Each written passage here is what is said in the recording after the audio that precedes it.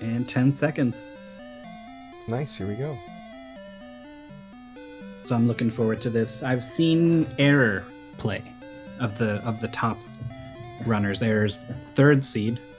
I missed the Pro JN race, and I'm a little sad about that. But I'm really looking forward to seeing Simpoldood play, just based off of his practice. Maybe I want to sort of idealize and romanticize this a little bit, but he just seems to move differently, like he's on another level in just the consistency and the fluidity and accuracy of his movements. Yeah, a certain level of comfort that you can really see from all the many hours he's put into this. Like every time he does the turnaround to slash something, it's the same timing every time. It doesn't have to be. You can throw that slash out there at kind of different times. But it's so regular, so consistent. He does get that P bag. Yep, he gets the P bag. Looks like Paratroopa does not get a P bag in there. The P bag is infamous. It's a frame-based drop.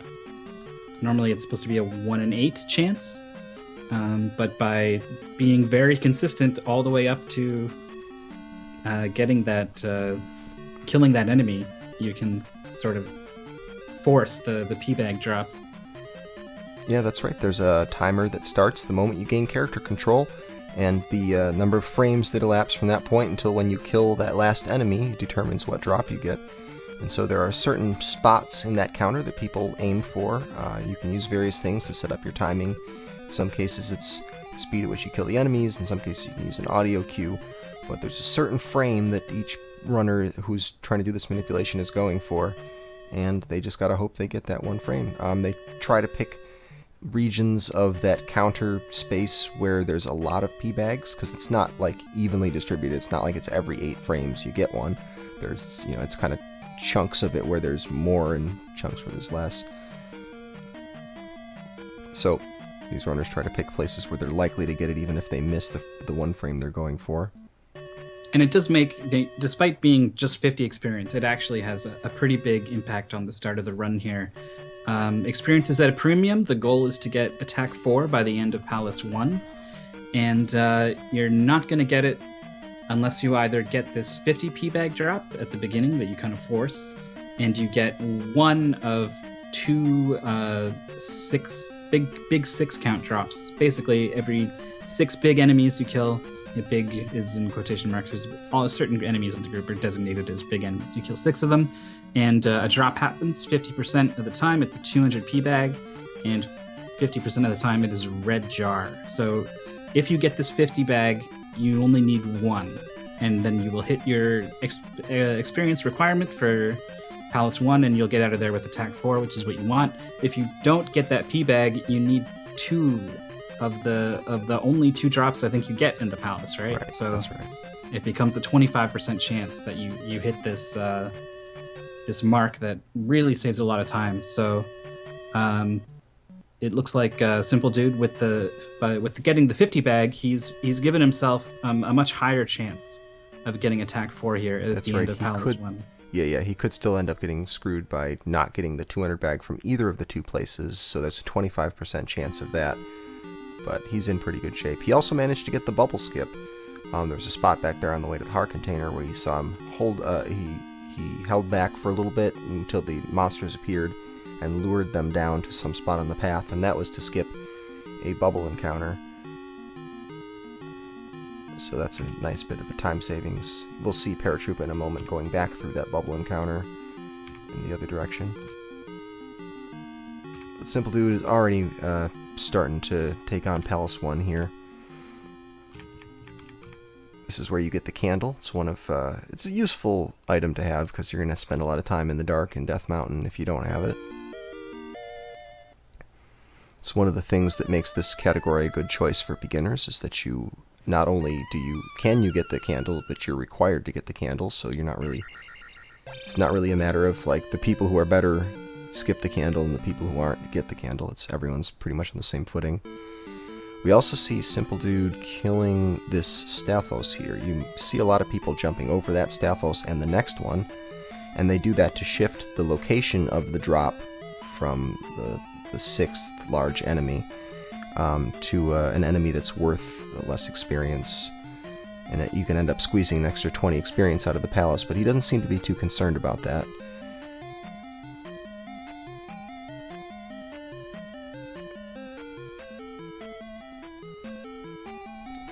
And we got both runners in Palace 1. These things right here, this thing he's fighting is called a Doom Rattler. I've heard people say that it's supposed to be a mini version of Boss Gooma. I'm not sure what that's supported by, but I could buy it. It is a sort of vaguely Gooma looking. If you dress Red, up, it has hammers. yeah, if you dress that thing up in a pair of pants and gave it a helmet, maybe it would look like Gooma. I don't know. We saw Simpoldood slashing the wall as he was coming down that elevator before the transition, and that sets up so that skull bubble that just went by is spawning lower so that he can jump right over it. Anytime you see these guys slash the wall after a transition while they're in the elevator, they're just doing it to push Link to the side a little bit so they can get off the elevator slightly sooner. But if you see a slash before the screen transition, it's to set up a different RNG, different pattern on the following screen. Simple takes a hit there, loses his beam sword that he was putting to good work to stun the bubbles in the previous room. Yep, fortunately he doesn't really need it past this point. It is sort of useful when you're going through that bubble room in the reverse direction. There's one bubble that you might want to do that to, but it's not going to be a big time loss that he can't do that now.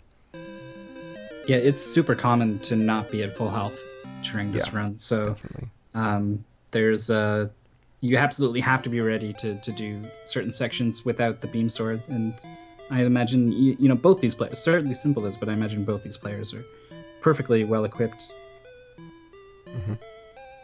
Bit of a scary moment there for Paratroopa. Yes, one thing about running this category is you get a lot of practice with Palace 1. So I think all the players are fairly comfortable with it. Oh, Paratroopa takes a death just as I say that, of course. Simpoldood did get a 200 drop from that enemy that he killed back there by the candle. So that's all he needed. That's all the RNG he needed in this. He's good from this point out. You see him going down this elevator with over 390. 390 is the threshold. If you go down this elevator with 390, you are all set. You get to see some advanced fighting techniques here today. Watch the way every one of these enemies that Simple kills, watch the way he does it, because there are many different ways of fighting all the creatures here. And he runs. Oh, Bad Breaks is going to be so happy. He runs underneath the Doom Rattler. That's the brand new Bad Break strat right there. Skips that Doom Rattler by walking right underneath him. And now we're going to see some double hits on Horsehead. 2 hits per jump. It's only slightly faster than just doing single hits, because you still have to push him off the screen and wait for him to come back on. Very tricky to get. That is a hard move to get, the double hit on Horsehead. And we've got Crystal in Monument at about 809. And Simpoldood's -1 on his first split, so going up against the second seed who is on PB pace, not a good sign for Paratroopa. I think he's pretty much prepared for a loss here, but that doesn't mean he's not going to come out here and do his best for us. And he's not all that far behind. I mean, you don't want to be this far behind 8 minutes into an hour plus run, right. But I don't think this is going to be a total blowout. Right, yeah, and coming into this match, pretty much any player is going to be expected to get knocked down to the loser's bracket at this point. So it's just a matter of, putting up a good showing and learning something from the experience, because this is a great time to practice in a situation where there's no temptation to reset, because that's off the table. And that's experience that you can really only get in a race. This is a double elimination tournament, so if Paratroopa is knocked out today, he will still be in the tournament, and he'll have some losers bracket matches to do. And he'll have some more fair competition, people Yes. with times closer to his. That's right. Well, we see Simpoldood going into Jump Town. It's got a name, but we're going to call it Jump Town. And this is each of the towns you get a spell. And in some of the towns, the thing that you need to get that spell is located right there in the town, or is not even needed at all. And in other towns, you actually have to retrieve some item that's hiding someplace in a cave in the overworld. In this town, to get the jump spell, what you need is the trophy. The trophy is in a cave over to the west of here, to the east of here, rather. And he's already gotten it, so here's the jump spell. Jump spell lets you get out of this initial area. You need it to get through a cave to the south of here, which leads to the next part of the game. It's not really a required item. Technically, you can damage boost off a bat to avoid using the jump spell, but it's not something that is particularly speedrun friendly. And meanwhile, Paratroopa1 said. Yep. Let's focus on this fight, actually. He is going for these single hits, but like you said, it's not that much slower. He finishes it. That's pretty good. Decent fight. Yes, the damage boost to skip jump is a series of 50-50 random guesses on getting a bat to move the right way, and after that you need to do a really tight damage boost. So it's not, even if you really wanted to do it for whatever reason, it's super hard and not even faster anyway. So just a fun little trivia at this point. Oh, Paratroopa points out that if you're wondering what happened there with the leveling, he was a few experience short. He took Magic 2 by accident. And that's really unfortunate, because if you don't have enough experience to get the Palace bonus, the full Palace bonus there, to get Attack 4, you're going to be at Attack 3 for a while. And it's possible to get enough experience in Death Mountain to make up Attack 4 and Attack 5, and then get Attack 6 from the Palace 2 bonus. But he's going to have to hope for some 200 bag drops and for a few other things to go his way. Simpoldood visiting Error.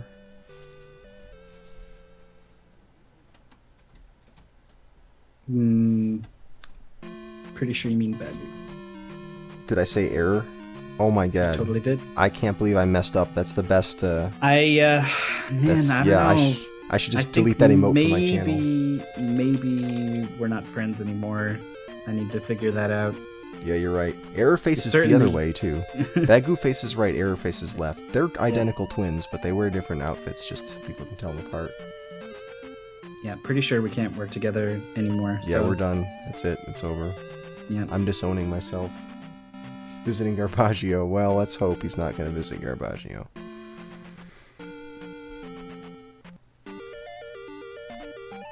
And picking up the shield spell, right, exactly. Thanks, Bad Breaks.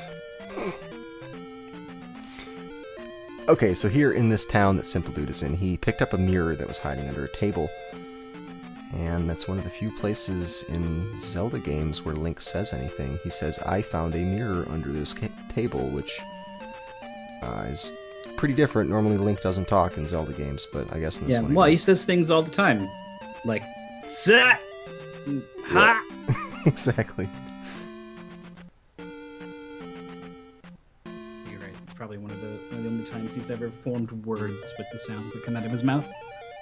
Right.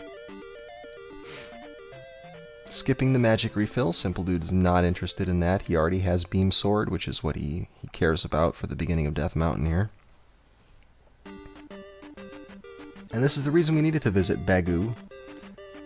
So this Riverman will open up the drawbridge here. Let the drawbridge out, so you can go into Death Mountain. No, you can't cast Jump and jump over that.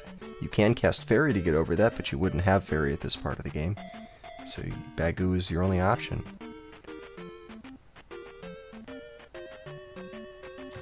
The sound is not out of sync. I believe we're just listening to the game soundtrack on loop. Yeah, we're just listening to the soundtrack on loop. Both players have microphones going, so it's a little confusing. Yeah. Well, I suppose the music is out of sync. It's just very, very, very out of sync. Very out of sync here. So let's look at Simpoldood. Some good tackle strats here. Death Mountain here. See, look how cleanly he gets up that hill with those Octoroks. Everyone else will stop at least a little bit and do one step and then one step and one step, and he just flies up there with these turnaround stabs that double slash. You saw the double hit on that orange Axe Knight. You're gonna see these all over the place. You sort of jump in and you hit him with a standing jump slash on the way down and then a crouching jump slash on the way up again. Just getting 2 hits for the price of 1, basically. Really speeds those fights up. You're going to see a bunch here, I think. Oh, nope, he just did it a little more traditionally because he got hit by that bot.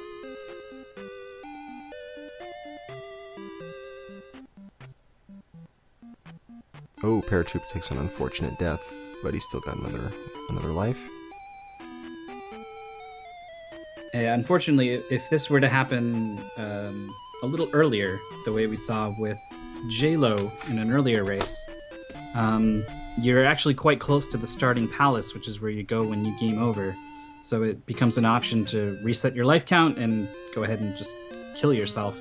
At this point, though, he'd have to go all the way through Jump Cave again, and it's quite a loss. So he is going to try to play it out here, pick up some extra lives, play it smart, safe, and continue on. Though this is not the good way to do that. Whoa, playing it real risky. Yeah, there's lots of forced encounters all around where Bagu lives, so you gotta be knowing exactly where to walk. Alright, Simpoldood makes his way through the first part of Death Mountain, gets that nice red jar at the end, so he should have a full refill here. Yep, full life, full magic.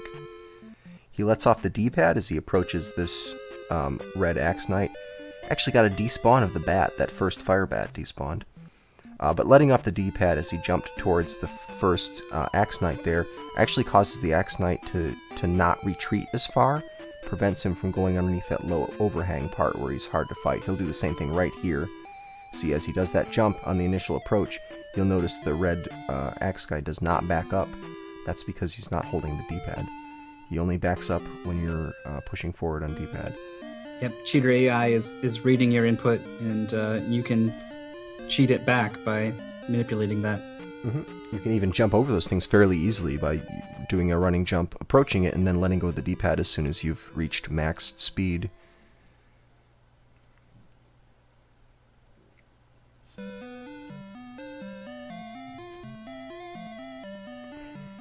Well, hammer acquired. And now we gotta backtrack out of here. Hammer lets you break boulders and chops down trees. It's that kind of hammer. And the first boulder you're going to see broken is going to be right outside of Spectacle Rock here. Well, it is Spectacle Rock, right outside of the Spectacle Rock cave. That's right. If you played Zelda 1, you might recognize that it is the same Spectacle Rock, actually.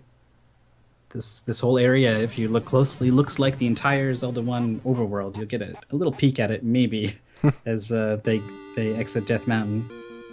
They really don't spend a lot of time on the world map here, though. So there it is, getting that magic jar. All of the magic jars are required. This is 100%, but in any non-out-of-bounds run, all of the magic jars are required. Well, I guess not New Game Plus, right? Probably don't need it in New Game Plus. But normally you would need to get all of the magic jars so that you can get the Thunder Spell, which is needed to beat the game.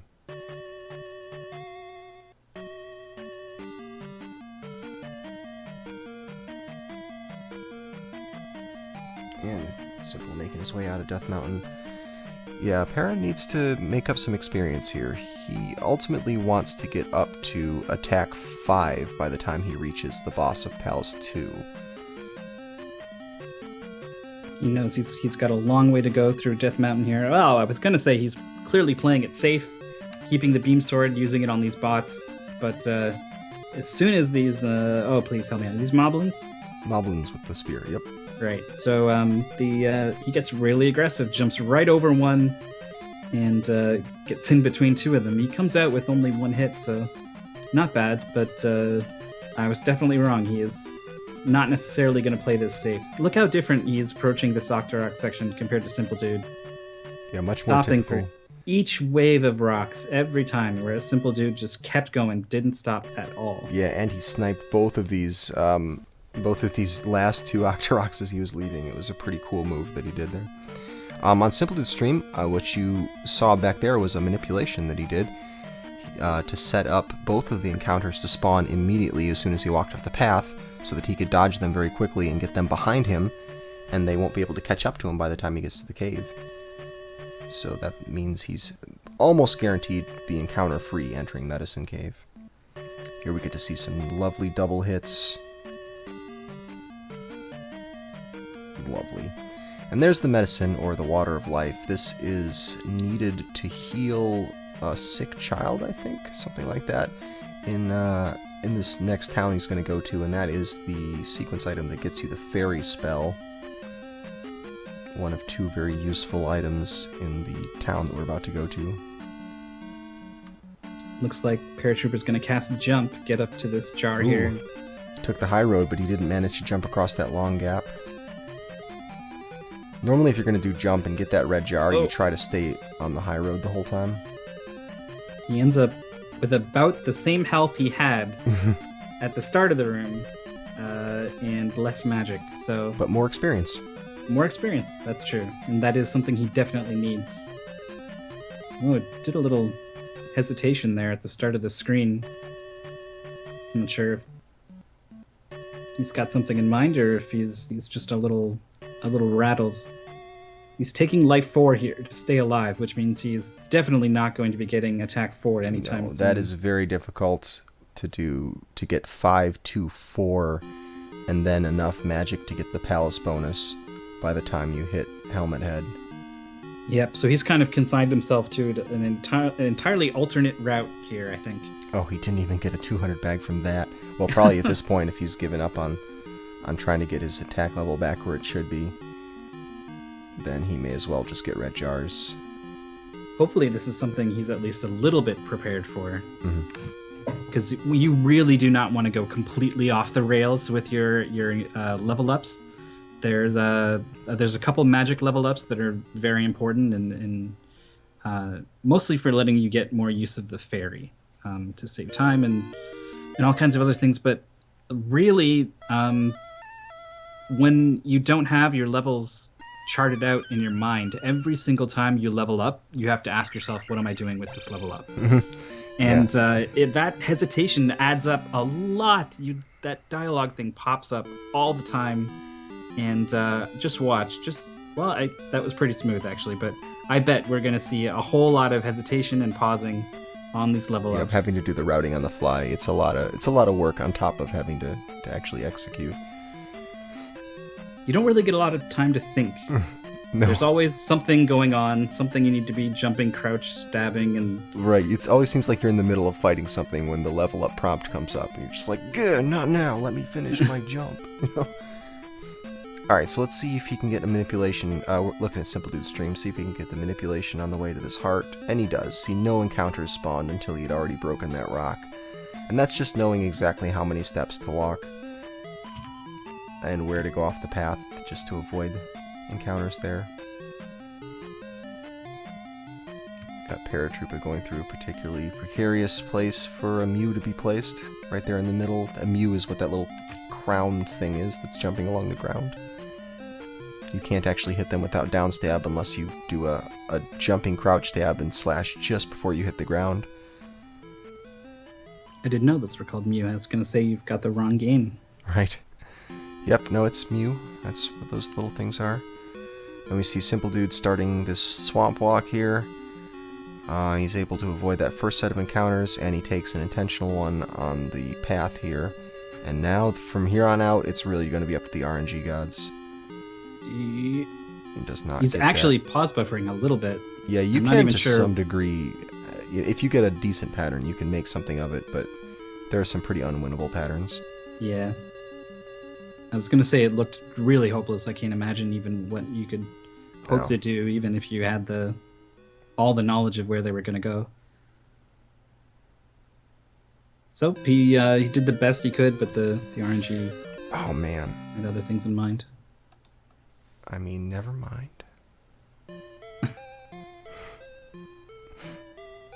One job. Okay, so Palace 2. This is the palace where you get the glove. It lets you break blocks. Pretty useful item. It's one of the items that are required to beat the game. As we saw in Simple's little demonstration of the glitched route, you need that glove even in the glitched route. Even in the true any percent, you gotta get that glove. We see him taking advantage of a red jar drop that he got there.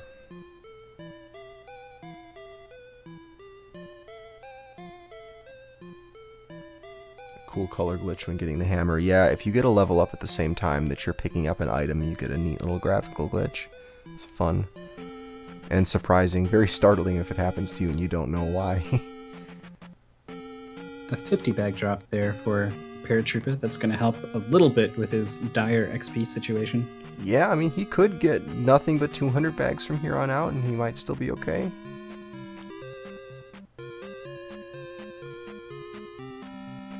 Simply killing the skeleton. He probably could have just jumped right over that second one.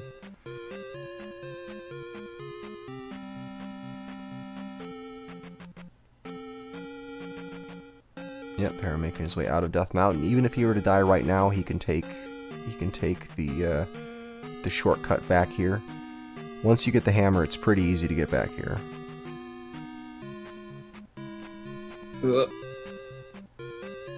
That was a close okay, one. Folks. He's okay. okay. He'll be fine.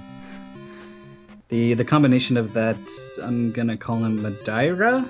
Daira, yep. With the axes? Yeah, the combination of him with those bubbles is a lot to deal with. And it's looking like he's forcing a death here. Yep, he also intentionally skipped that graveyard one up. He's probably going to want to grab that later. Yeah, well, if he was planning on gaming over, it would make absolutely no sense to grab it now. Alright, so he's going to have, because he died in an overworld encounter, he's going to have to go back to that very spot that he died. He doesn't have to get into another overworld encounter, but he has to at least stand on the tile. So that's where he's headed to right now. He probably would have liked it if he had that death a little bit further up so he doesn't have to go back into the graveyard, but that's what he's going to be doing here. Okay, I think he found the spot, and now he's backtracking. So now here, Simpoldood is in a room that can go very badly. He doesn't have the glove yet, so he can't break any of those blocks. So if he gets a really unlucky block pattern, he could end up getting trapped. Although he does have enough... right through it. Yeah, he goes right through it. It went fine that time, but we've seen some pretty trollish block patterns. Yes, we have. There's also I think the bot bridge is coming up. He's already done the bot bridge. Darn. I wanted to point that out. He's already done it. Yep. He made short work of it. Came in with beam sword, and that helps because you can snipe that first bot, which is really the hardest part about it.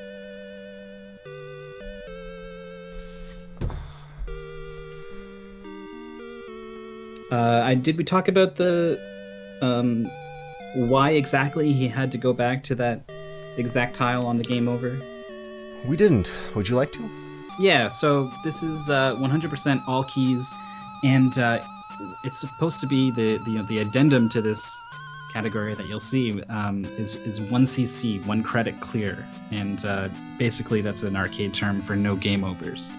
But this tournament was designed with newer players in mind, getting people interested in things, and also you just don't want to see someone game over and just be out of the race. That's not interesting. So people came up with this sort of caveat, I guess, that if you do happen to game over, it's not over, but you do have to go back to the spot where you died. Right. And the reason for that is because game overs can actually be quite advantageous. It's actually a pretty big deal that they're banned in the category, because dying not only refills all your lives, but game overing not only refills all your lives, but it also warps you back to the beginning. And there's a couple spots where this can save a lot of time backtracking. And so no one wants to try to figure out what's an intentional and what's an accidental death. So the game overs are just all banned straight up. But if it happens, you can make up for it by going back to where you were. No advantage, no backtracking, skipping or anything. And it's still quite a hefty punishment. I don't think anyone is going to get a game over in this second round and come out on top. The competition's kind of stiff now that one game over could mean you're out. I mean, the other person can game over and then you've got to race again, but this a game over is huge, especially in certain spots. Well, Simple right here with just enough experience. He has 217. You need 200 because 400 is the threshold for getting the Palace bonus, and he's going to get 200 from Helmet Head. Oh, he had one hit left to go. He almost one-cycled him there. Dang. I One didn't even hit know you left could to go. one-cycle him. Yeah, you can. You gotta get a bunch of those hits in with the down stab, but you can. So yeah, Simple was able to skip a lot of the enemies in this final corridor because he had plenty of experience due to the P-bag drops that he got. Right, he was doing some of that letting off the D-pad thing you were talking about to manipulate the iron knuckles and just bounce on their heads and keep going. Alright, so this technique that he's using walking out of the palace, it works some of the time. Not this time, but it looked like it was going to for a moment. And let's see if he's going to do the tomb walk. He may end up taking an encounter 2 squares after this path tile. 3 squares after, I mean. 3 squares after. And it looks like that is what he did. It looks like he got the encounter in just the right spot, so let's see. He needs to take 2 extra steps someplace along here in order to get the step counter in the right spot. There was the 2 extra steps. And look at that, he gets all the way to the king's tomb without any encounters spawning. There's the tomb walk for you. Nice. We've been talking about sort of these encounter manipulations, and they're all so important in saving time. I think one of the biggest revelations in speedrunning this game in general has been coming up with ways to manage the encounters on the overworld. Yeah, it's a huge RNG factor, and it takes so long to get through these encounters. Transitions both in and out, and so people were like, let's skip this stuff. Like, let's figure this out. And so people started looking into ways to manipulate them and better understand them. And so there's all these little setups and tricks for every single time you need to navigate the overworld. There's usually something that a player can do, and those manipulations all usually have cute little names, and we'll point out as many of them as we can. So this palace is orange. Yeah, it's coming out a bit orange on his, especially compared to the rich colors in these backgrounds that Scavenger made. Yeah, it's a little different. Somebody was saying something about the saturation on his stream. Apparently, this is not a new thing. So he's coming in here with 623. I'm thinking he's probably going to go 633 before he gets to the boss, and then get attack 7 with the palace bonus. So he does not really need to earn very much experience here. He's got to get his magic level up, which will refill his magic and let him cast Fairy at the... There it is, there's magic 3. Refills his magic, lets him cast Fairy at the raft room to skip that item pickup animation. And it also lets him cast Jump. He can fit Jump and Fairy in with the 6 boxes of magic that he has right there. So let's see if he casts Jump on the way in or out.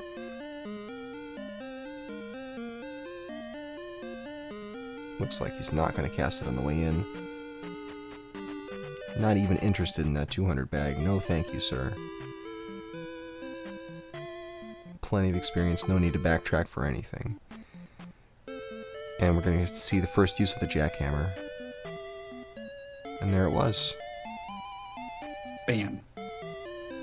Yeah, that's basically your regular attacks all have sort of animations associated with them, and they all take a certain amount of time to play out.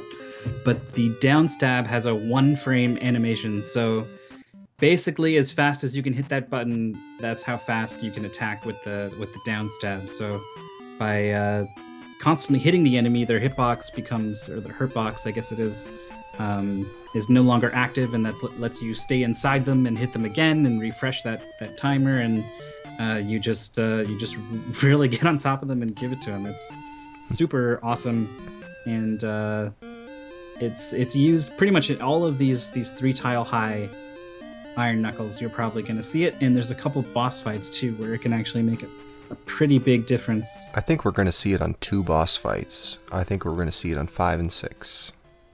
Yep. Meanwhile, Paratroopa1 in Palace 2. It is pretty crazy. There's been no major mistakes, right? There was some level up shenanigans, which I guess I would call that a major Sure. mistake, but like no there was a forced game over, but not one of those really terrible game overs. But he is an entire palace behind halfway into the run. The difference, like Simpoldood is kind of almost at his best here. And I'm guessing that Paratroopa is a little below average right now. Probably a little flustered from the mistakes happened earlier too. Yeah. That definitely can have a mental effect on the runner. Has he already gotten the other key? I just saw Paratrooper skip the floor below this. Did he get that key first? Well, if he gets to a door and he can't get through it, we'll know. Well, it's going to be a little while, actually, isn't it? Because there's another... I'm not sure. Oh, we see Simpoldood doing the edge of the screen trick with that Rebenek. Yep, you wait in one particular spot, and that manipulates him to swoosh all the way past you and stop right at the edge of the screen so that you can do that jackhammer technique. It's kind of random once he gets off the horse where he goes, but luckily he stayed underneath, and that let him poke him to death with the sword right in his head there. This is a really tricky encounter. There's no... Yes, he Simpoldood hit the encounter there. This is the one... maybe the one spot in the game where there really isn't any good techniques for having an encounter-free walk here. There's some things that work slightly better than others, but you're still... Even the best players are going to get encounters there frequently. Pear's doing a little bit of farming off of that skull bubble. 50 XP, nothing to sneeze at? Yeah, 50 XP is a lot. It's pretty hard-fought battle to kill one of those things, but, you know, if you need it, you need it. Simpoldood, meanwhile, about to leave the West Continent.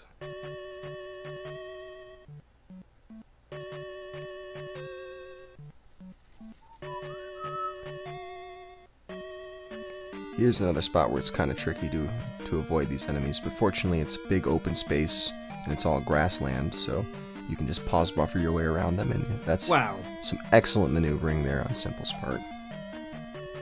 That's right. There is some method to the madness of enemy movement based off of where they are. If they're aligned with you, basically they will try to come towards you, but there's a 25% chance they go wherever they want.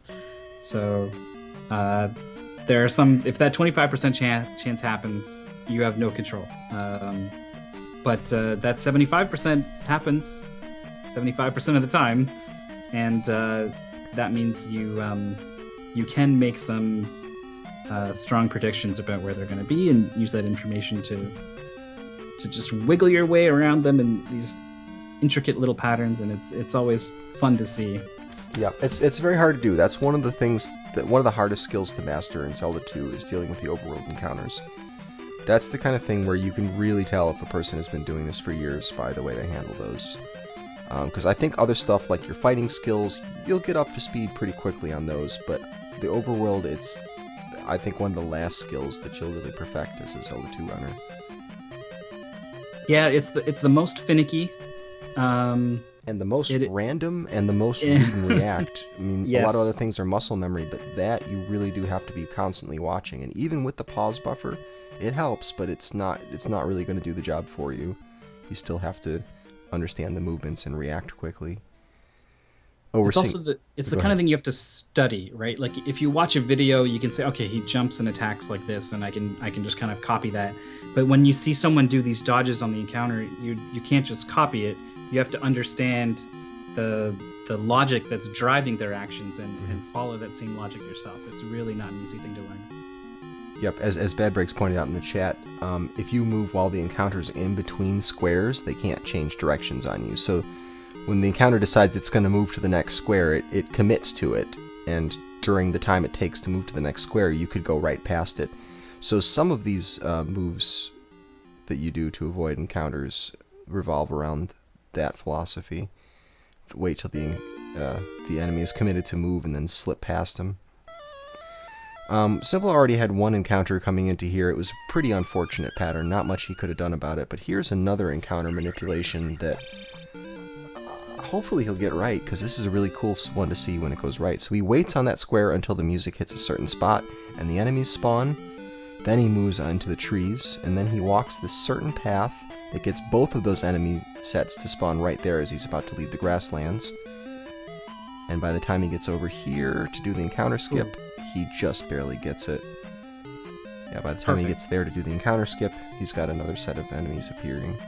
So he did this part really well, and he gets part 2 very good. I think we talked about encounter skips back with the bubble skip. But in case we didn't, having an enemy, encountering an enemy on a forced encounter tile gives you the enemy encounter rather than the forced encounter. And the enemy encounters are always much, much smaller and faster. So it's actually worth it to let these enemies maneuver around and try to time running onto this tile at the same time they do.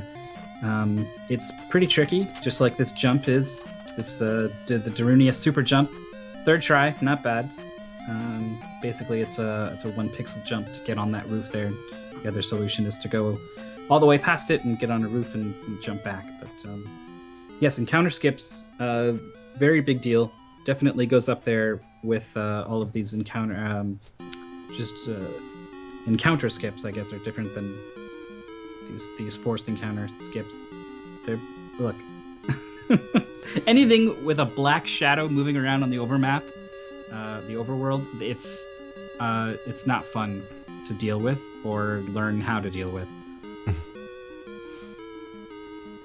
Well, Paratroopa's getting some farming in here. Yep, he's doing it. Yeah, if he wants to get this attack bonus, and he really wants to get this attack bonus apparently, you need to get 800 experience by the time you reach the palace at the end of the crystal. You're going to get 200 from the boss itself, so he's got to walk into that boss room with 600 experience. You can tell this is the kind of thing where, as a new player, you practice the route, right? That's you follow the route, and then that's what you know. And suddenly in a race, you find yourself off that route, and you just don't know. What do? I only know the one thing, so he's going to get himself back onto the one thing he knows and then follow that and execute. And that's not a bad strategy for a race. Not. You don't want to you don't want to be out of your comfort zone for the whole race. Just winging it. Just straight up, I don't know. Level up, I don't know. This one sounds good, sure. Yeah, you don't want that. Better to get back on track and stick with what you know. And Simpoldood makes some nice encounter skips right there. And here's the next part. Here's the reverse dazzle walk. Let's see if he can get it. This is a lot harder to get than the other direction. And a bit more random. He's going to have... Oh, no. Okay, good. He looked like he was in some trouble. And then finally, he walks 1 step too far before doing his pause buffer. He needed to do it 1 step sooner. Still, that was a heroic run there. There was when the enemy... basically, enemy spawn in 3 different places relative to you, and one of those paths is open, and usually you want it to be the one in front of you, but it was the one behind him. But he didn't give up. He went backwards a tile and sneaked around and kept that drive going. Mm-hmm. Really, really high level stuff. You're not going to see things like that from many players in this tournament. I might say like 6, I think, maybe, are that good at dodging encounters on the world map.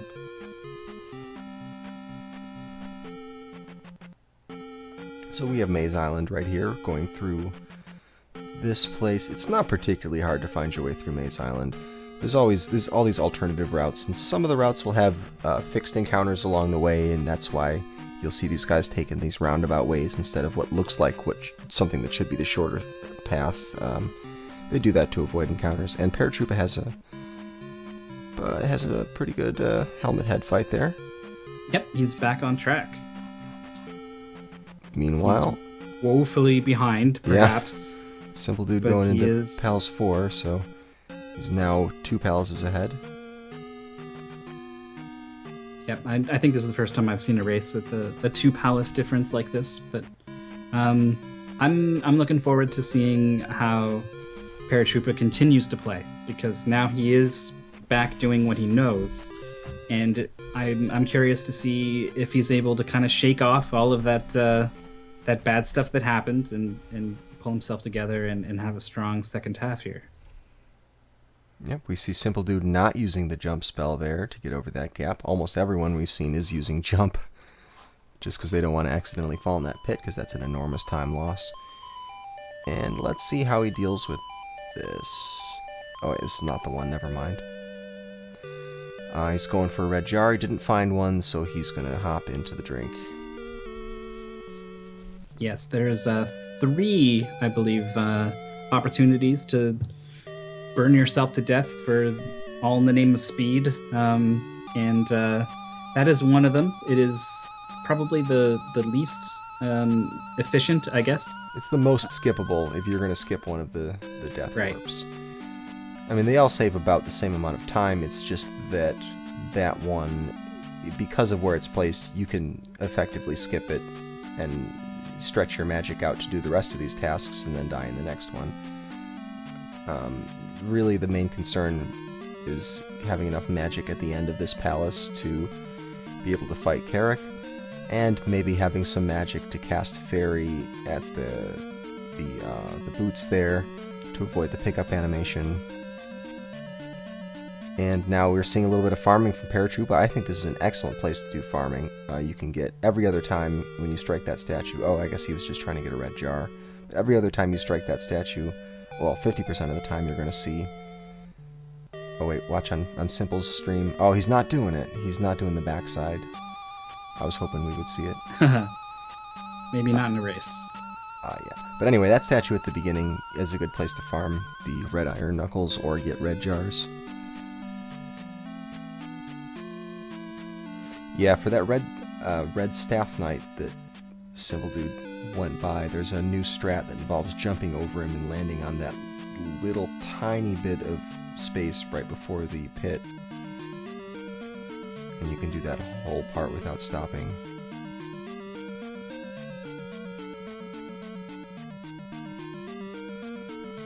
They do a skull bounce, though. Yes. We have Wizrobe enemies. They're pretty much random. You're kind of at their mercy in this this palace, and the boss happens to be a giant Wizrobe himself. So he adheres to those same random rules. We'll see what he does when Simple gets to the end of the palace here. But I think, I don't know if we're looking at 60 frames per second or 30, but it's a little hard to tell on stream what the Wizrobes are doing. Sometimes their hitboxes look like they should be active and they're not, and vice versa. They are. That's what's going on there.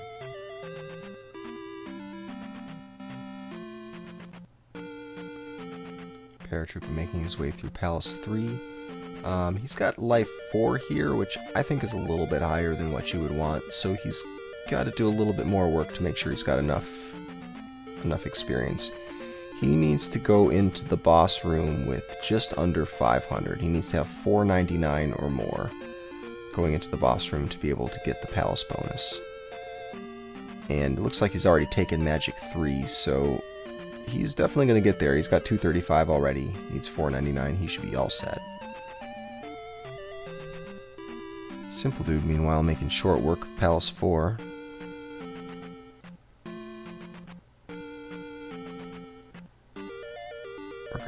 Paratroopa gets the jackhammer, nice. But Simple's approaching the third and final of the intentional death spots in Palace 4.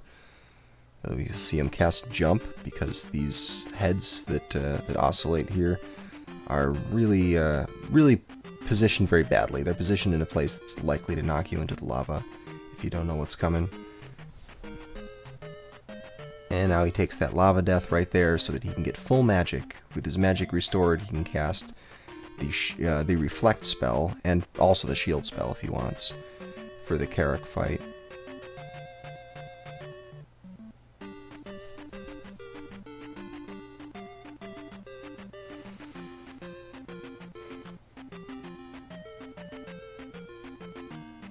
It looks like Paratroop has been playing pretty solid since he's got back on track here.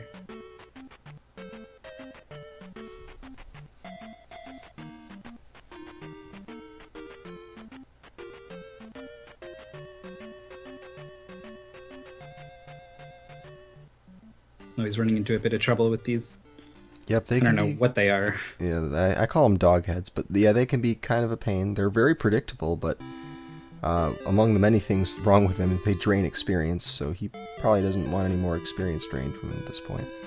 We see Simple come in, getting the first hit on Carrick, and now he just crouches here in the corner. He's not even crouched, and he's standing up in between shots just to be swaggy, I guess. Who knows? And he gets, I'd say, average to above average Carrick fight. Feels about average or so, or better. Yeah, again, completely random where he goes, and that is it sucks. Just straight up.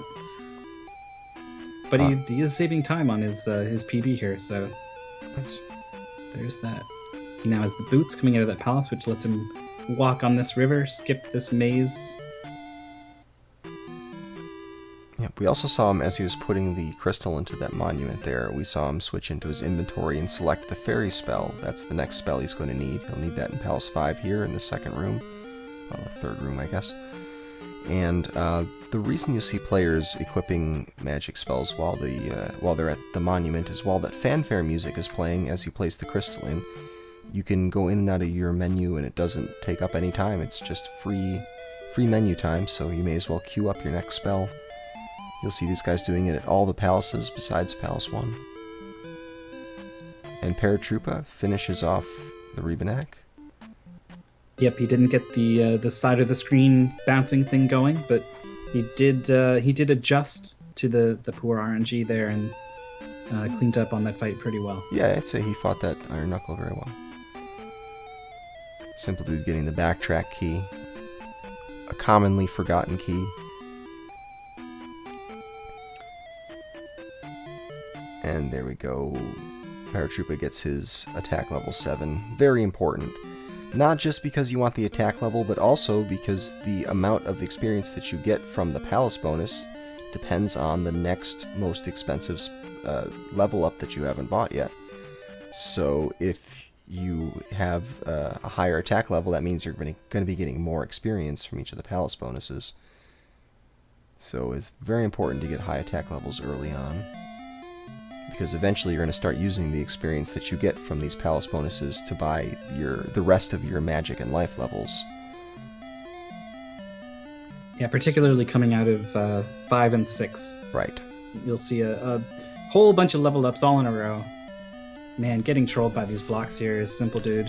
Yeah, he had a decent key get, and then he had some block problems.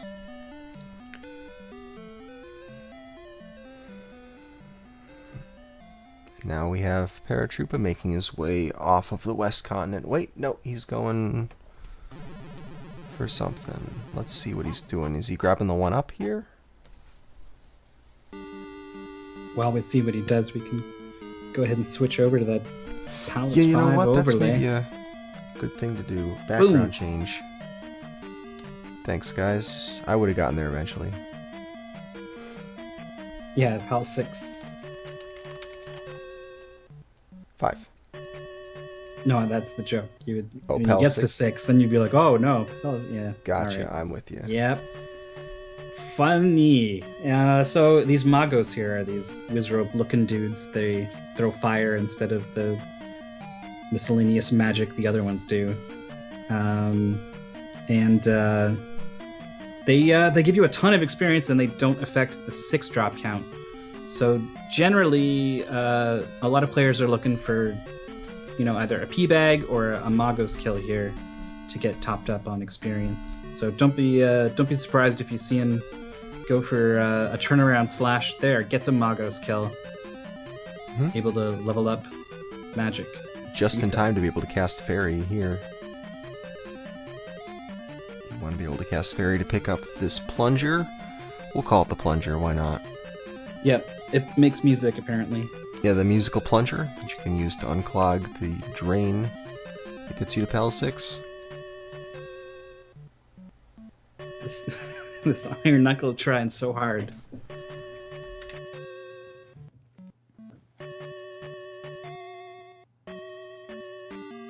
Paratroopa onto the next continent here. Heading to find the lost child to get the reflect spell. I don't think we talked too much about the reflect spell, but that is what lets you bounce wizards. Ooh, excuse me. Attack, bounce wizards attacks back at them, and that is necessary for the boss. He is also a wizard, and along with being part of the 100% definition, it is also necessary to beat that boss. It does come in handy a little bit. I'm thinking mostly the Thunderbird fight. But yeah, mostly all about that boss. Going back for the 200 bags, Simple does. I wonder why that was necessary. Didn't we see him kill a Mago earlier? He did definitely kill a Magos. And he came in here with 834, and he took the magic level. I'm not sure that he needed that, but we'll see. We'll see what happens. An uncharacteristic mistake. I don't know if it's a mistake Possibly, yet. possibly. I'm willing to see where You're he's right. going with this. If he gets to the end and he has a lot more than 700, he needs 700 going into the boss room. If he walks in there with 900, then we're going to go back and retroactively call that a mistake. Yeah. All right, sounds good. The council will be adjourned. Ruling handed down.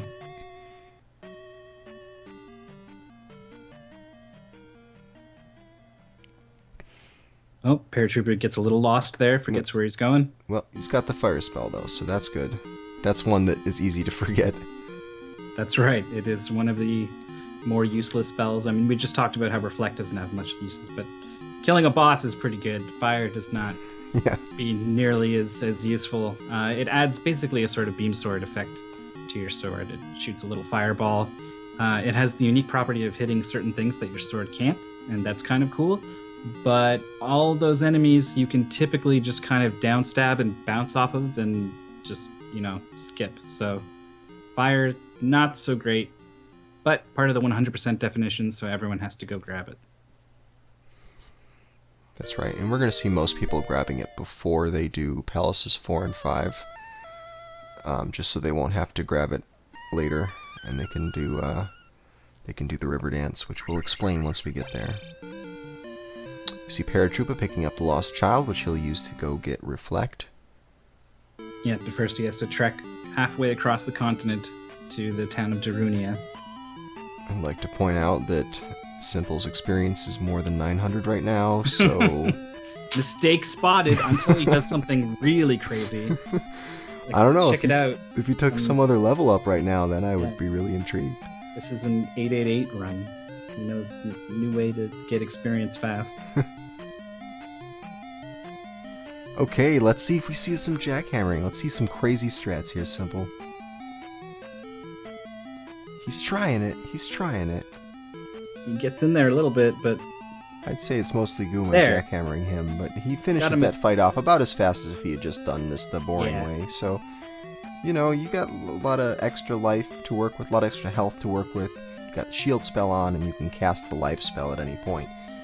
So, you may as well just go for it. Even if you don't know what you're doing, just get in there and start whacking the downstab button. Just and take it might work a couple for you. runs at him. Close your eyes, jump and downstab. It is a kind of a tricky, finicky sort of thing. You need to get sort of inside his hitbox, but not too high, because then you'll hit his helmet and bounce off. And it's hard. So it is super fast, though. So that's why you're going to see players go for it. All right. Watch the river dance here. So he's going to take 2 extra steps. There they are. There's the 2 extra steps. Also a slight hesitation. That was intentional. Reduces the chance of getting an encounter on the path. And here you're going to see him dip into the grass for just a moment to spawn those enemies. And that's it. No other enemies spawn. So that he's done the manipulation right. If he can get this last part of it, that part's luck. This last part's luck, and he did not get a spawn that was conducive to doing the fence skip. But avoiding all those encounters during that walk on the grass there, that's what the river dance sets up for you. It's a very similar setup to the one we saw going into the tomb, which we called the tomb walk. Oh, he's going to go back for it again, maybe try to get fence skip second time. He does not have a good pattern for that, though. And he thinks about it and then says, I'm just going. Yeah, he almost made it work, though. This fence is a pretty long segment here. That's why you do your best to skip it with an encounter. but you don't really care about the damage you take from these rocks. You've got life 6 at this point, and there's a town between now and your next major objective, so really not a big deal. Just dodge them as best you can, but don't sweat it. They're not that heavy, actually.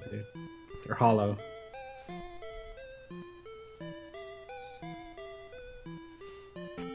Yeah, I'm sure he's rather upset about missing that fence skip, because that basically kills any chances for a PB. It's a lot to expect a PB during a race, but, you know, it could Especially happen. when your PB is the second best time Right. in the world. So here we go. This is one of those tricky encounter areas. I don't know if he went far enough. He may get an... Oh, good. I was worried he's going to get an encounter right in front of that cave. But he didn't. He managed to get in there, and he's going to use fairy strats. We've seen some people using the fire spell in this Tektite cave here that Simpoldood's in. Using the fire spell, that's the only way to hurt those Tektites. And he gets the bounce off the Lizalfos. Aha. I don't think that's particularly faster than some of the other strats I've seen, but it's definitely unique. I like seeing that Lizalfos bounce. Yeah, the experience from the Tektites, I think they give 70, so if you're on route and you come out of there with 3,300, you kill those Tektites and you get your magic level up. So I think there's just something appealing about that. Just might as well just cast the fire spell, deal with these things. Mm-hmm. Yeah, I mean, there's something to be said for trying to set up a drop in the right place in Palace 6 to get your magic refilled, or trying to set up a magic level up in Palace 6. We'll talk a little bit about that once we get to Palace 6, but yeah, that would be one of the reasonings behind killing the Tektites with fire there. Besides just making the chat happy, everyone loves it when you cast fire in a Zelda 2 run. We got the spell called Spell, which is used right here to make this door appear. I think he jumped too late. I think he used it too late. Yeah, losing frames. But yeah, you go in here, and this is where you get the magic key. He's using Fairy so that he can skip the pickup animation.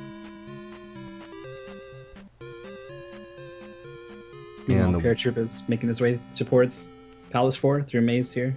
Yep, through the Maze Island. How do you spell the spell? You spell it S-P-E-L-L.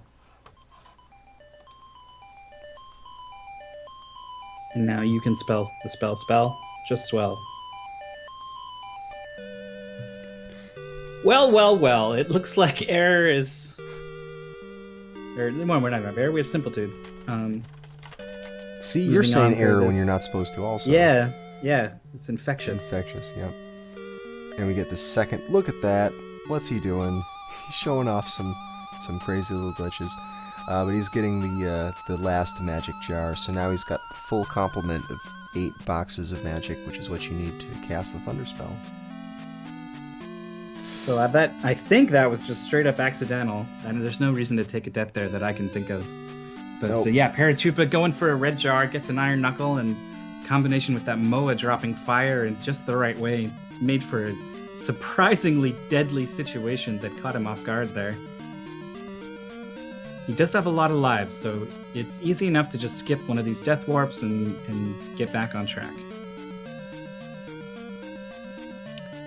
Okay, we're going to see the slink here, possibly. This is a really tough... Oh, he gets the lucky pattern. He doesn't even have to do the slink. He might do it on this set, though. Nope, he just dodges for that one. He doesn't need a slink there either. You guys aren't going to get to see the slink. The idea is you use the timing of the enemy's movements. There's a moment where the enemy will duck to the side and then back again, and you can use that to slink right by him. That's really your only option for getting... besides getting lucky, your only option for getting by these enemies in the forest where the enemies spawn so close to you. Much easier to avoid encounters if you're on the grass or the swamp or the desert. Paratroopa showing us how slow this section goes without the jump spell. Right, having to knock all those little pedestals down. He saved his magic there by not casting jump, so... So that he can cast life. Okay, there we go. Oh, Simpoldood looked like he was gonna miss. Looked Dang. like it. Yeah, it is. I've always been impressed with the way you can block shots while maintaining your forward momentum in this game. It always looks really smooth. Right, that, and you can slash stuff behind you. But yeah, you've got about 4 frames where you can turn around without it losing any horizontal speed. Oh, Simpoldood not quite getting that skull bubble manipulation right. So he had to slow down a bit, as well as getting struck by that thing, which drained a little bit of his magic. Hopefully that's not going to ruin his magic budgeting. And he gets a red jar, so he gets a free life spell, and he's filled all up again, so now he's got an extra box worth of magic to work with. Beyond the magic that he needs to beat this palace. He's going to have to cast jump 1 more time, fairy 2 more times, and then jump again at the boss. But now he has more than enough to do that. Not a super great Revenak kill there. No, but I'd still classify that as a quick kill. Sure. It's close enough. But you see him not casting fairy at this cross, because as I mentioned before, magic is very limited, and he has only a limited amount of it here. He's only got 1 extra box to work with. And you want to leave yourself a little leeway, because there's one spot where you might get hit with some magic drainers. Yeah, casting jump to get over this pit. There's a hidden pit in the floor there that a number of these racers have discovered by accident. I think we've had a couple pretty seasoned players actually fall victim to that They've thing. They've rediscovered it by accident. Yes, the rediscovery.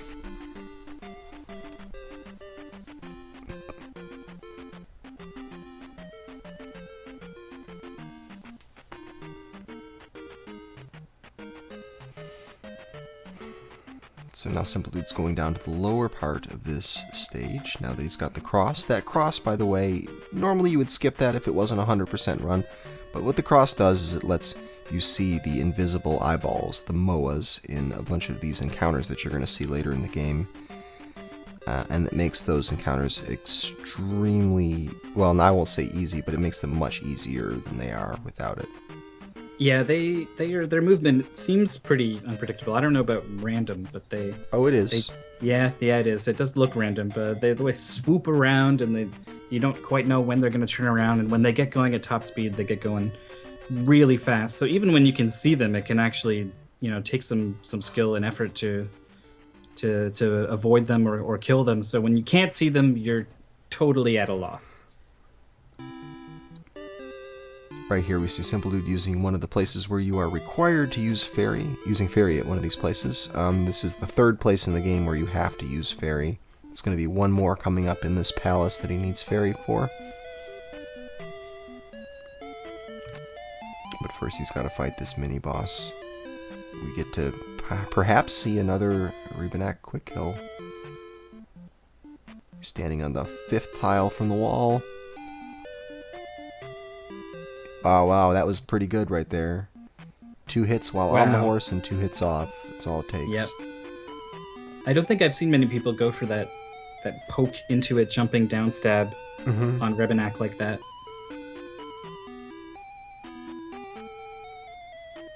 Paratroopa1's managed to get himself into a bit of a sticky situation here. Not much health, not much magic. Yeah, he's going to have to be real careful. But let's watch a Simpoldood stream for just a moment. We're about to see a really cool kill here. I've seen Simpoldood doing this jackhammer move since before a lot of other players have. So he's really good at it. And there we go, perfect jackhammer. Just cast jump, get up there on top of his head, and just start mashing the down button. And it's very difficult to manage your side-to-side motion. Because you could be running into the problem where you deliver the last hit to Barba and then just fall right through him, because Barba's no longer a platform if you're not bouncing off of him. After you kill Barba, you better be ready to land back on that platform again. And we see Fairy at the bridge here, and he's about to take Magic 7. And he's going to save the rest of this experience for later. He's now 500 experience away from achieving Magic 8. So he's going to try to get those 500 experience in Death Mountain, so that by the time he's expended all his magic getting through there... Sorry, I said Death Mountain. Valley of Death. So after he's used up all his magic going through there, he'll get that Magic 8 and be all refilled again as he goes into Great Palace. It's a totally different fatal deadly error right. Area. Did you say error again? Oh my goodness. Shut up. We got to get error out of the conversation here. Oh man. When's the next race with blank 72? Right. But yeah, the Valley of Death, actually more deadly than Death Mountain.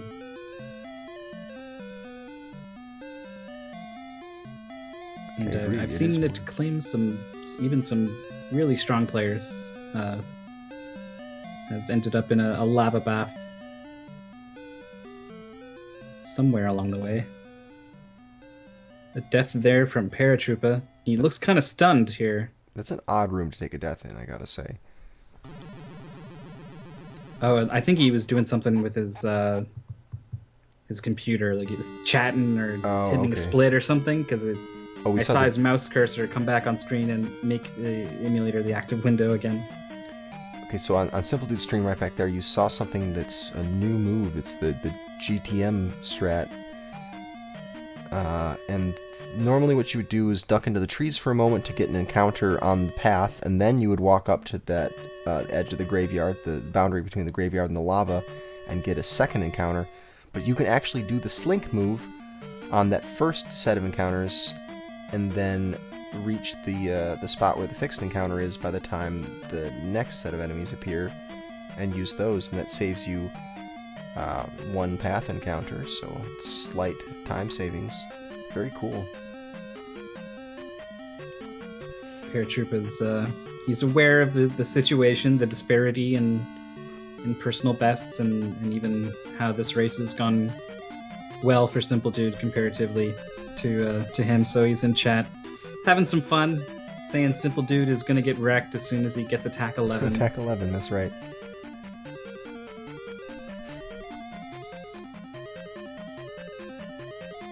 So in this cave, in other categories, all of these caves, you're navigating without being able to see the enemies, and you're in the dark. Well, yeah, none of those MOAs, none of those thinner-looking eyeballs.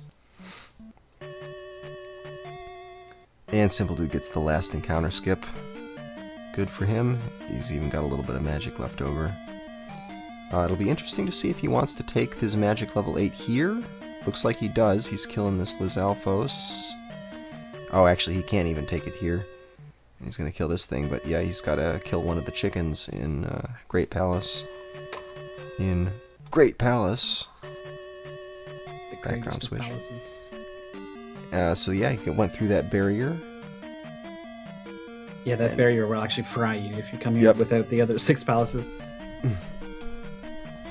So Paratroopa grabbed the heart container before heading into Palace 5 here, so it looks like he's not going to be trying for any sort of river dance.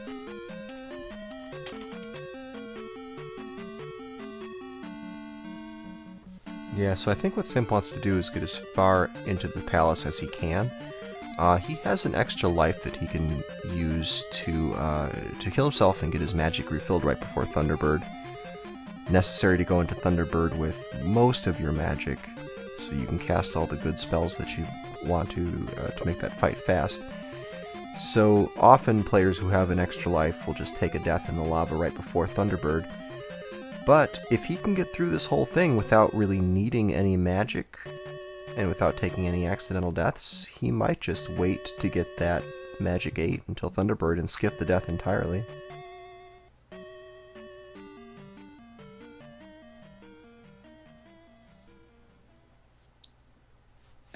I don't think I've seen anyone get through these blocks as cleanly as he is right now. Yeah. Getting the 2 blocks at once with no room to jump like that is very tight.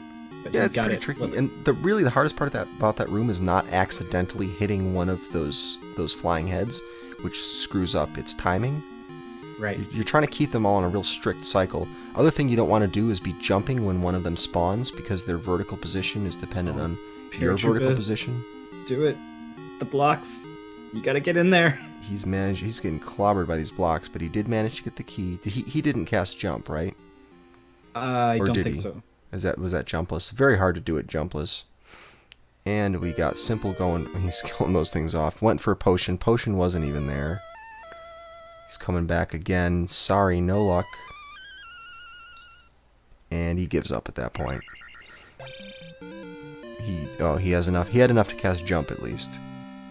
That's kind of interesting. You think if you go for it once, why is the situation different when it fails? It's not just as likely to get it the next time, but at some point, yeah, I don't know. I don't know what makes you eventually change your mind on that.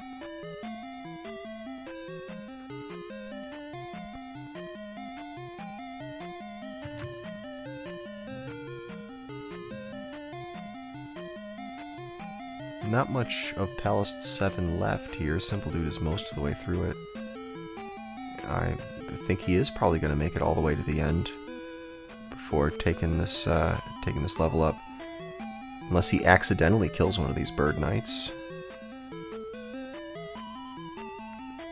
He is really getting hammered, though. Not a lot of life left. I bet now he's wishing he'd gotten that level up already. What's... Oh, okay. That's one I haven't seen. That's an interesting lava death. That may even be faster than the one that people normally take.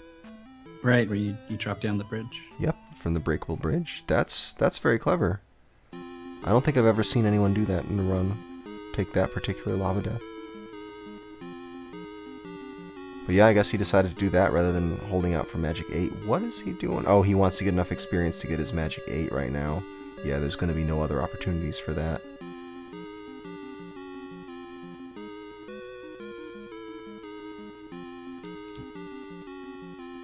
There's upstab put to good use. And this is the spot where normally I see people taking deaths. Now that I saw the other thing, I'm going to take that there. I'm going to take all my deaths at that spot. That's much cooler. It's the hot new spot where everyone's killing themselves. That's right, it's the new hotspot. Okay, so here we're going to see jump, we're going to see shield, we're going to see reflect, and now we're going to see thunder. So he's going to cast all 4 of them. Hey, he did the initial hit. That's good to see him doing that. And he can probably get this guy in one cycle. That was a little messy on the ending, but that was still a really good Thunderbird fight. Yeah. It's funny, if we'd seen that fight from anybody else, we would have been just, you know, dang, nice. Just, yeah, jaws on the floor, but you know, for Simpoldood, we have really high standards. It's been a pleasure to watch him play here. There is a 1-up. That spot where he died, if he had gone a little further, there would have been a 1-up there. And let's see if he does the proper Dark Link strats, the new... Oh yeah, he does the jumps. When Dark Link comes in close and ducks, you want to jump and then slash as if it was an Iron Knuckle. He's having a little trouble getting Dark Link to cooperate, but he still finishes off. It was probably about 117.30-ish. Let me just see what his stream says. 117.28, 117.29 there. That is a nice time. I don't think it's the fastest time of the tournament so far. I think we've seen a 116 from JN. That's right, we did see that earlier. But it is still an incredible time for a race. Sure is. Paratroopa at this point has stopped playing just to congratulate the winner. Good sportsmanlike conduct, I like it. Well, if Simpoldood is the winner, we're going to immediately after this see another race with Simpoldood. It's going to be back-to-back Simpoldood. We're going to go into the wee hours of the morning here, and it's going to be Simple versus Rep.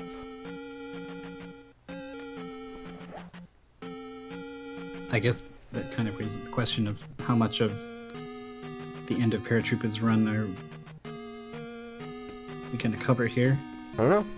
You can always start the next race up and put Para in a little small window in the corner. So yeah. You can watch all 3. Seriously, doubleheader? Yeah, apparently that's how they're going to do it.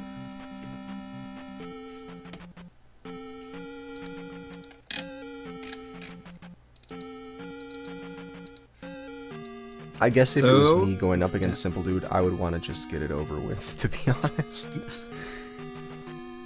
But yeah, another death here. Para's really having some trouble in Palace 5. This is his last life.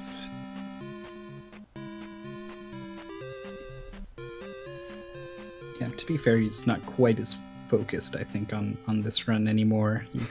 He's kind of resigned to just having fun with it now.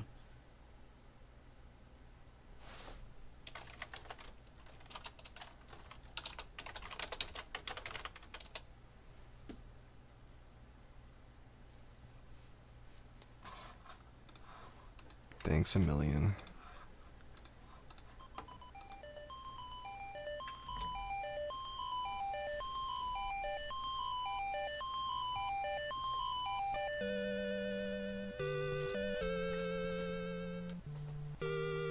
The Simpoldood all warmed up, I guess, for his next match. What better way to get ready for 100% all keys run than a 100% all keys run? Yeah.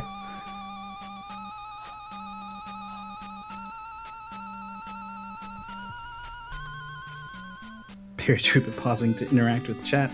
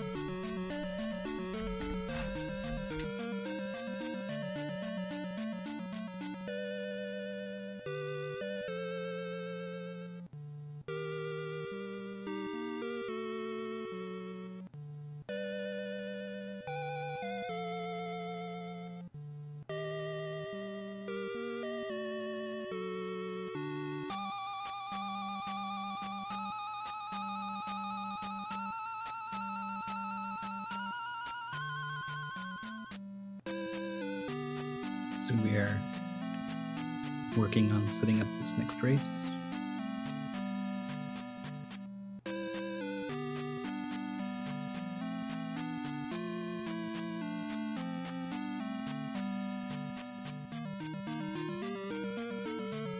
Paratroopa is struggling with a blue iron knuckle here.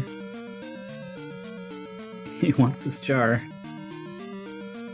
Not gonna get it.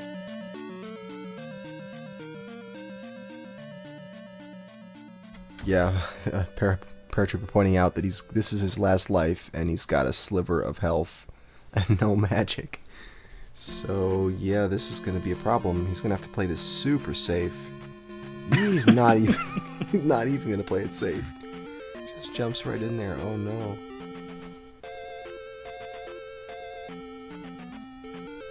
I guess it's up to chat at this point whether or not Paratroopa's going to finish it out.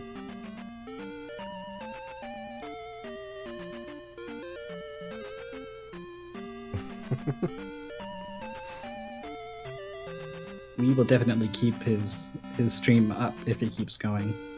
Might not be our main focus of the stream. We may move sounds on like to he another doesn't really race. want to. No, you can't really blame him. Really, things go wrong like that, and you're up against one of the best here.